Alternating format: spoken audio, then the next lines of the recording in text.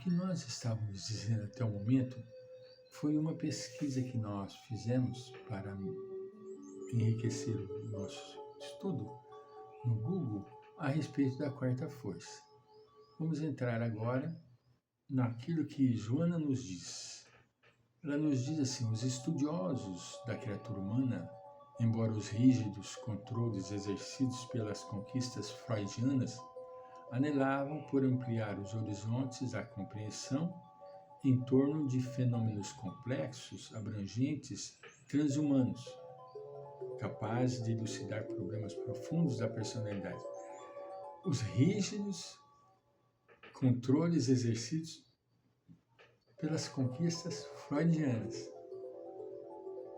Ele era fenomenal, de uma inteligência ímpar, mas era muito rígido, ele era muito fechado, não abria possibilidades para coisas novas. Tanto é o desentendimento com Jung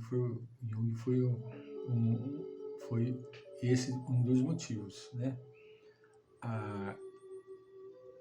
As explicações junguianas amplas, procurando enfeixar nos arquétipos todas as ocorrências da paranormalidade, deixaram espaços, mesmo assim, para reformulações de conceitos e especulações que se libertam dos modelos e paradigmas acadêmicos, atendendo com mais cuidado e observações menos ortodoxas os acontecimentos desprezados por considerados patológicos ou fraudulentos.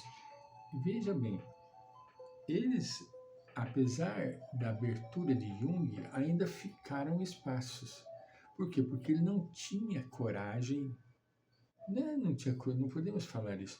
Ele não queria sensibilizar amigos e amizades com conceitos espiritualistas, que tem tudo a ver com a quarta força. Vez que outra,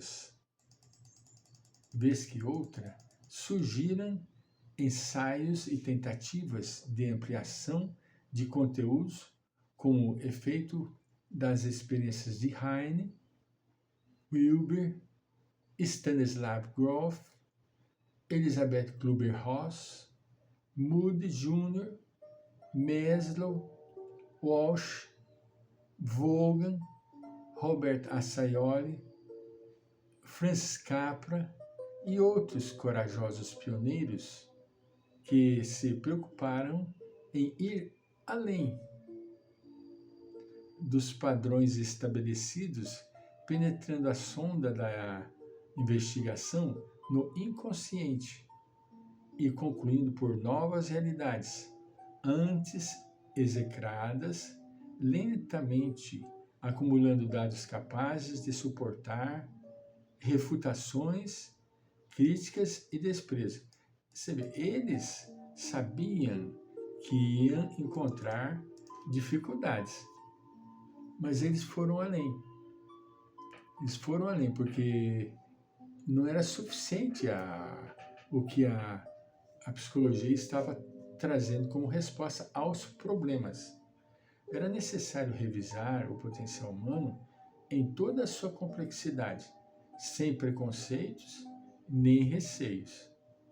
As teorias apressadas que pretendiam reduzir a alma em um epifenômeno de vida efêmera vinham sendo superadas pelas pesquisas de laboratório na área da psicologia, da parapsicologia, da psicobiofísica, da psicotrônica e da ciência espírita, cujos dados valiosos avolumaram-se de tal forma com a contribuição da transcomunicação instrumental que não havia outra alternativa senão ampliar o esquema de interpretação do psiquismo, criando-se o que se convencionou denominar como a quarta força.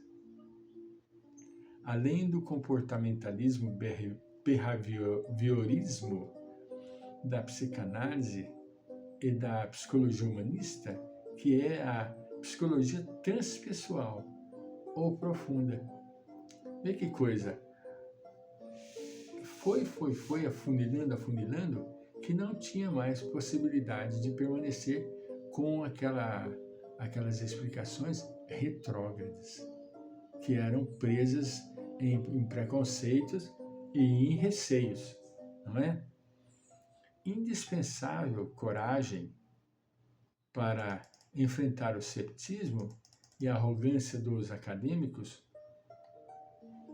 dos reducionistas, que mesmo diante do luminoso de Jung, permaneciam aferrados ao organicismo e à hereditariedade, aos fatores derivados das pressões de toda a ordem, às sequelas das enfermidades infecciosas, aos traumatismos físicos e psicológicos.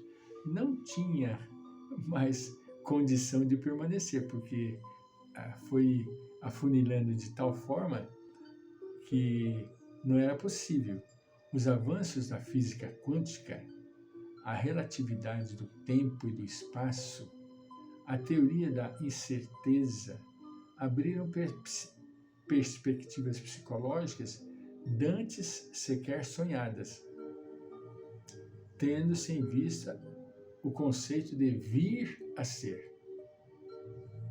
Tendo em vista o conceito de vir a ser. Eles não afirmavam, mas vir a ser. A abrangência da consciência como estágio mais elevado do processo antropológico, sociológico, psicológico do ser, passou a exigir mais acurada penetração, ampliando o quadro de entendimento dos dementes, dos autis savant, ou sábio, idiota, portadores de capacidades e aptidões luminosas, revelando-se matemáticos, músicos, artistas plásticos, linguistas, que de repente romperam o véu do silêncio e passaram a comunicar-se com lucidez, apresentando os dotes de excepcional capacidade realizadora, onde puseram-se a exigir elucidações que tinham a necessidade de serem explicadas, que destruíam as tradições negativas, atualizando a predominância do espiritismo, ou melhor, do espírito, depois a linha ideológica do espiritismo, sobre a matéria, da mente sobre o cérebro, gravemente danificado, assim demonstrando que pré-existem aos órgãos e os sobrevivem, ao invés de serem suas elaborações ou efeitos dos seus mecanismos.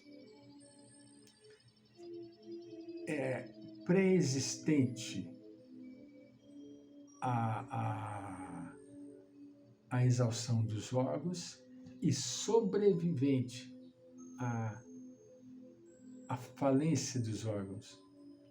A grandiosa contribuição do pensamento oriental de Buda, de Siddhartha Gautami, de Vivekananda, de Ramakrishna e outros, dos taoístas tibetanos aos físicos nucleares, enseja a revisão dos parâmetros aceitos, bem como dos modelos estabelecidos, propondo a identificação de fórmulas com aparência diversa, no entanto, que se harmonizam, unindo as duas culturas, a cultura do passado com a cultura do presente, em uma síntese perfeita em favor do homem e da mulher, holísticos, completos, ao revés de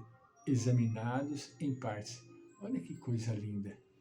Nós vamos notar que lentamente é necessário que ocorra essa união.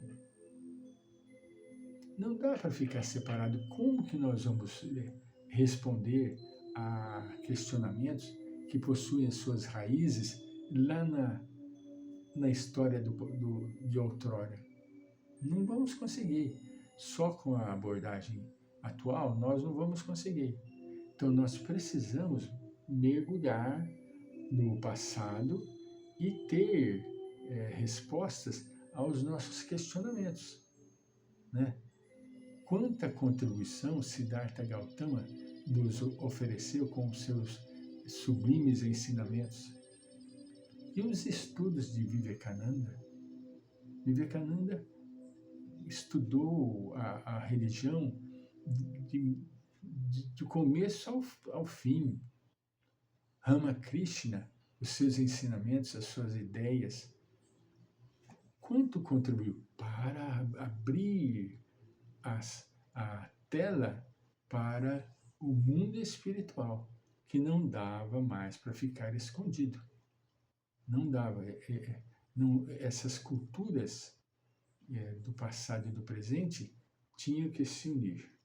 E foi o que se deu. Voltaremos.